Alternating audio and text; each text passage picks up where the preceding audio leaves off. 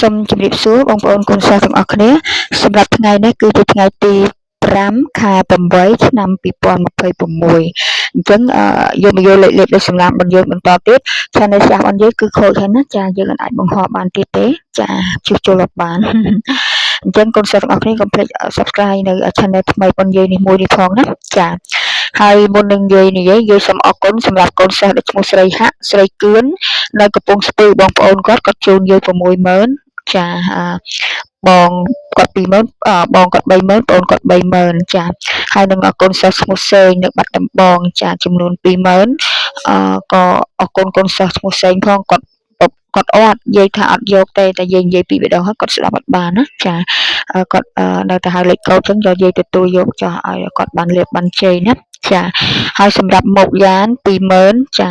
សម្រាប់ឈ្មោះសភានិងរិទ្ធីចំនួន50000ចាយាយអរគុណមែនទែនសម្រាប់កូនសិស្សទាំងអស់គ្នាដែលផ្ដល់ថវិកាមកឲ្យយាយសម្រាប់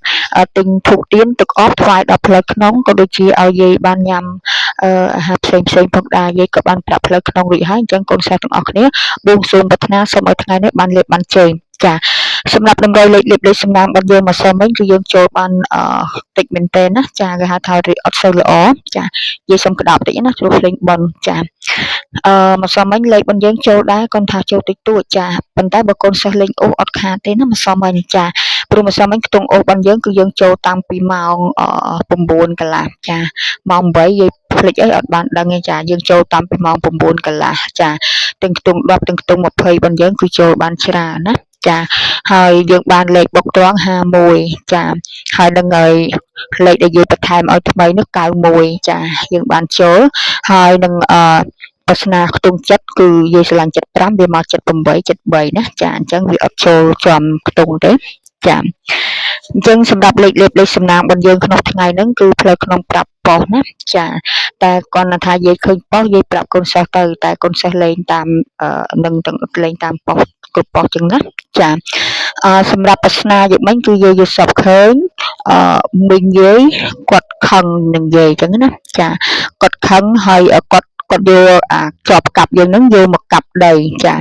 យកមកកាប់ដីហើយគាត់ដូចវាថាខឹងចឹងទៅយាយគាត់ថាអត់អីទេចាំយាយជួយចេញជួយអីធ្វើចឹងណាតែមកគាត់យកជាប់កាប់ហ្នឹងគាត់យកកាប់ដីចេញមកជលីហើយអាមជលីទៀតហ្នឹងទុកចាក់សាបតែមកគាត់យកអាដើមចេកហ្នឹងប្រហែលជាខ្ទង់2អាមកូនដើមចេកហ្នឹងណាតែមកគាត់យកដាក់ដាំវាត្រង់ជួរហ្នឹងចឹងទៅចា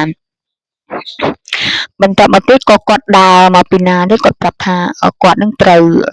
លេខលៀបចាហើយម៉ែបងយាយក៏គាត់ថាគេគាត់អត់ត្រូវទេគាត់ចាក់លេខចាស់អញ្ចឹងទៅអត់ចាញ់លេខចាស់ហ្នឹងអញ្ចឹងណាអញ្ចឹងទៅគាត់ក៏ទៅចាក់ម្ដងទៀតគាត់ថាទៅចាក់លេខចាស់ចាតែខ្ទង់ជំហានដែលម្ដាយបងយាយគាត់ថាចាក់លេខចាស់ហ្នឹងអានេះគាត់ថាយាយឃើញមកយាយប្រាប់តាមហ្នឹងណាចាអាចនឹងខ្ទង់ម៉ោង6ចាអាលេខចាស់ហើយលេខចាស់ហ្នឹងគឺលេខ46គឺលេខ46ណាលេខចាស់ហ្នឹងណាចាហើយបន្តមកទៀតក៏យើងសពឃើញបងដែលគាត់និយាយសុំនិយាយគាត់អាយុ44ហើយព្រោះម្សិលមិញយើងសពឃើញគាត់ដែរគឺចេញ44ច្រើនដើរ44ច្រើនមែនទែនចាគាត់ឆ្នាំកុលហើយ43 44ហើយ44ហើយគាត់ហ្នឹងចាគាត់ពោកូនក្មេងចាគាត់ពោកូនងាចាម្នាក់ប្រុសនោះគាត់ពោកូនងាហ្នឹងយកមកដាក់ខ្នងនេះដាក់ខ្នងឲ្យជីខ្នងទៅមកក៏យកកូនងាហ្នឹងមកឲ្យគាត់ចាបន្តមកទៀតក៏យល់សពឃើញម្ដាយយាយគាត់អានេះអាមួយនេះយាយសុំធ្វើកាយវិការណាគាត់កាត់ណាមនុស្ស2នាក់ចាចឹងអានេះយាយសុំធ្វើកាយវិការចានឹងសម្រាប់ប្រស្នារបស់យើងណាកូនសិស្សដែលបកកាយកាប់ហើយមួយទៀតគឺយាយសពឃើញយាយញ៉ាំស្វាយហើយយាយសពឃើញម៉ែកូនគេនោះញ៉ាំសាច់មាន់ចាមាន់យាយកាត់លេខញ៉ាំយាយកាត់លេខ4មាន់យាយកាត់លេខ2ហើយស្វាយយាយដឹងកាត់លេខម៉ានទេតែយាយសួរម៉ែវិញម៉ែក៏ថាកាត់លេខ9ទេចាអាហ្នឹងកូនសិស្សកាត់តាមនឹងចុះនេះដែលបកកាយកាប់ណាចាសម្រាប់តម្រូវរបស់យើងក្នុងថ្ងៃហ្នឹងហូសរុប3អាយាយមើលលេខសិនព្រោះយាយកត់ទុកឲ្យយាយភ្លេចព្រោះយុគមិញយាយសពឃើញយាយផ្លូវក្នុងឲ្យម៉ោង ដូចជាម៉ោង3អញ្ចឹងនិយាយកត់ទុកចាំតិចបើអត់កត់ទុកទេអត់ចាំទេចាំតិចណាហើយថ្ងៃហ្នឹងក៏យើងនឹងនិយាយអំពីតម្រុយលេខលេបលេខអំពីខែឆ្នាំសម្រាប់ឆ្នាំទាំង12ផងដែរដល់អត់បានអញ្ចឹងនឹងលេខកូដលេខប្រមាណនេះកូនសិស្សទៅផ្សារមិនបាត់និយាយឆាតមកក្នុងនេះអូនគាត់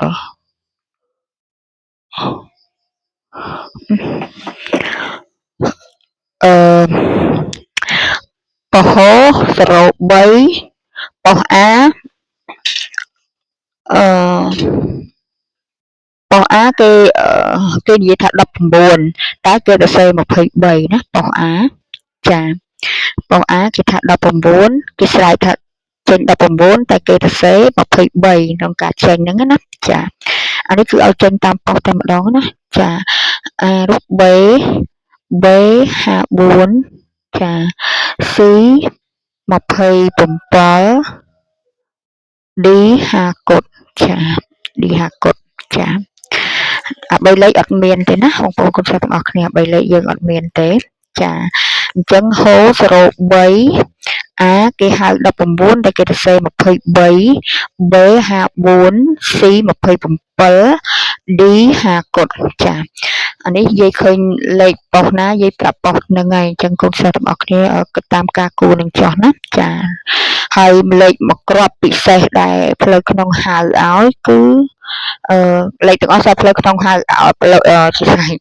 ក្នុងផ្ដល់ឲ្យហ្នឹងមិនទាន់ថាលេខដែលយាយផ្ដល់ឲ្យហ្នឹងគឺគាត់សរសេរចាហើយលេខមួយគ្រាប់ដែលគាត់ហៅឲ្យនេះគឺ18ចា18ហ្នឹងគឺគាត់ហៅឲ្យណាចាអញ្ចឹងយាយសូមនិយាយអំពីខែឆ្នាំសម្រាប់ឆ្នាំជូតថ្ងៃទី5ថ្ងៃនេះវីដេអូរឿងវែងបន្តិចណាបងប្អូនចាដោយសារប្រស្នារបស់យាយច្រើនអញ្ចឹងកូនសិស្សទាំងអស់គ្នាព្យាយាមស្ដាប់ណាឆ្នាំជូតថ្ងៃទី5ដើម្បីបានដឹងរាសីរបស់យើងឆ្នាំជូតថ្ងៃទី5មានអារម្មណ៍រីករាយសប្បាយចិត្តលៀបជ័យចូលហូរចូលមកច្រើនចាមិនថាលៀបផ្ទាល់ខ្លួនមិនថាលៀបការរកស៊ីមិនថាលៀបមានអ្នកផ្ទះទេគឺហូរចូលមកលៀបកូនចៅទេគឺហូរចូលមកណាតែមានអារម្មណ៍ឈឺក្បាលចាមានអាការៈឈឺក្បាលឆ្លូវថ្ងៃទី5ឆ្លូវថ្ងៃទី5អស់កម្លាំងលហិតលហៃញោដើមទ្រូងចុករយស្មាតែនឹងទទួលបានលៀបបានជ័យហូរចូលមកមិនចោតជាបញ្ហាខាលថ្ងៃទី5ខាលថ្ងៃទី5អារម្មណ៍រៀងតបប្រមល់មិនសូវមានស្មារតីនៅនឹងខ្លួន stress ស្ងប់ស្ងាត់មិនសូវនិយាយស្ដីការងារមានអារម្មណ៍ធុញថប់ហត់នឿយ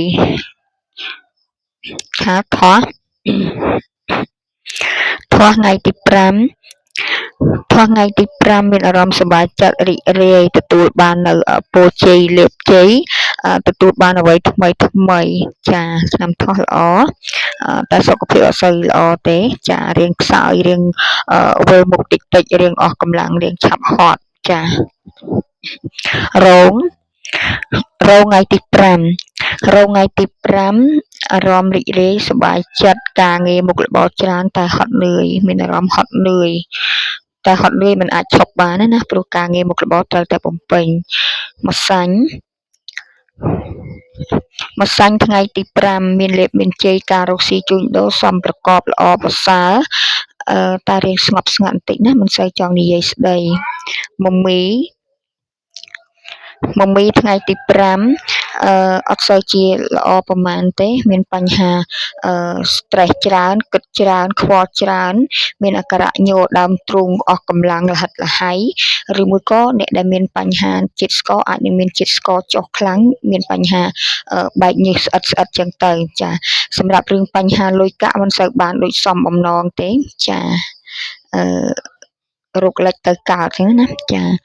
មមីសម្រាប់មមេថ្ងៃទី5រីករាយសប្បាយចិត្តជួបរឿងលាភជ័យសម្រាប់ផ្ទាល់ខ្លួនតែមានអ្នកប្រកាច់ប្រខូចនិយាយមិនល្អអំពីខ្លួនឬមួយក៏មានអ្នកទម្លាក់កំហុសដាក់ហើយអ្នកដទៃជឿគេដែលទម្លាក់កំហុសនឹងទៀតអត់ជឿយើងចាមមេវោកថ្ងៃទី5មានអារម្មណ៍រីករាយសប្បាយចិត្ត ប្តីប្រពន្ធសុខដុមរមនាតែកូនចៅគឺមិនសូវជាផ្ដល់ភាពស្និទ្ធស្នាលនិងកក់ក្ដៅឲ្យទេ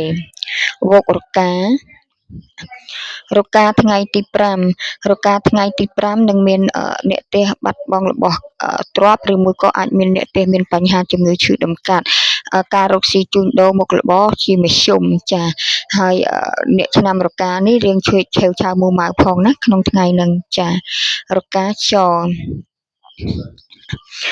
ថ្ងៃទី5ថ្ងៃទី5អារម្មណ៍វាហាក់ដូចជាមានព្រួយបារម្ភណាចាព្រួយបារម្ភខ្វល់ច្រើនបើមនុស្សស្រីដែលមានកូនងាអាចនឹងកូនរបស់យើងមានបញ្ហាជំងឺចាអាចនឹងមានបញ្ហាយំអត់បាត់ឬមួយក៏មានបញ្ហាចេញពងបែកឬក៏កទួលត្រង់ចំណុចមួយណាអាចទៅជាអាការៈនៃក្តៅខ្លួនចាសម្រាប់មុខរបររបស់យើងការរកស៊ីរបស់យើងគឺស្មុគស្មាញបន្តិចតែនៅតែមានចំណូលចូលណាចាចកលថ្ងៃទី5ថ្ងៃទី5មានលេបមានជ័យហូរចូលមានអ្នកស្រឡាញ់អាណិតមានលុយកាក់គេផ្ដល់ឲ្យដូចជាអ្នកដែលធ្វើការគេផ្ដល់លុយធីបឲ្យថ្លៃកាហ្វេឲ្យថ្លៃសាំងអីមួយចឹងទៅចាហើយមានអារម្មណ៍សប្បាយចិត្តរីករាយចាអញ្ចឹងយើងនិយាយប៉ុណ្្នឹងចឹងណាចាប្រចាំខែ8ថ្ងៃទី5សម្រាប់ឆ្នាំទាំង12ចាហើយលេខបញ្ញបើមានការឲ្យកូនសិស្សទៅត្រូវមិនត្រូវយ៉ាងណាសូមកូនសិស្សទាំងអស់គ្នាជាស្រ័យនឹងអភ័យទោសផងណាចាព្រោះអ្វីដែលយាយនឹងខំប្រឹងប្រែងដើម្បីស្វែងរកលេខលេខសំណាងចែកជូនដល់បងប្អូនកូនសិស្សកុំភ្លេច Subscribe YouTube ថ្មីបញ្ញមួយផងណាចាអរគុណសុខសប្បាយសុខចម្រើន